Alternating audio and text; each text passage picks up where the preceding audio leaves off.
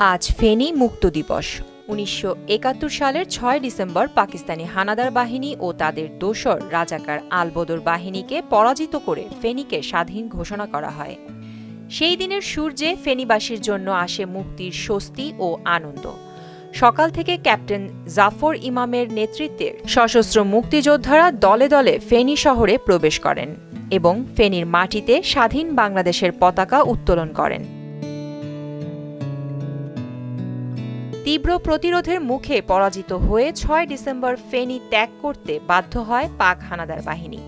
দীর্ঘ ৯ মাসের রক্তঝরা সংগ্রামের পর স্বাধীনতার এ বিজয় ফেনীবাসীর হৃদয়ে চিরস্মরণীয় হয়ে আছে।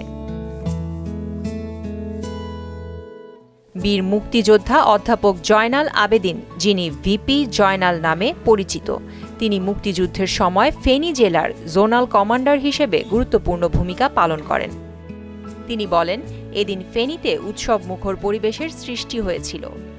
হাজার মানুষ এদিন আমাদের বিজয় মিছিল দেখতে রাস্তায় নেমে আসে। সবাই আমাদের ফুল দিয়ে বরণ করে। ফেনী ডুগার সাথে সাথেই সারা ফেনীতে আমরা আনন্দ উৎসব করে মিছিল করেছি। বিজয়ের মালা পরে আমরা মানুষকে বানিয়ে আমরা ফুল দিয়েছি।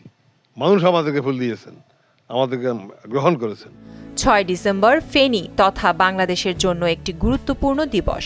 প্রতি বছর এই দিবসটি ফেনীতে যথাযোগ্য মর্যাদায় পালন করা হয়। ৬ ডিসেম্বর ফেনীর জন্য একটি অত্যন্ত গুরুত্বপূর্ণ দিন। ১৯৭১ সালে ৬ ডিসেম্বর ফেনী পাক হানাদার মুক্ত হয় এবং ফেনীতে বাংলাদেশের লাল সবুজ পতাকা প্রথমবার উত্তোলন করা হয়। মহান মুক্তিযুদ্ধে বীরত্বপূর্ণ অবদানের জন্য ফেনীর ৩১ জন মুক্তিযোদ্ধা রাষ্ট্রীয় খেতাবে ভূষিত হন।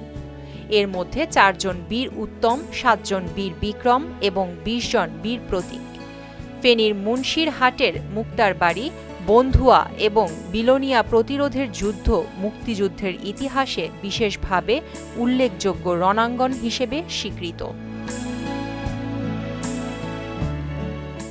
প্রিয়াঙ্কা নিতু, মোহনা ডিজিটাল।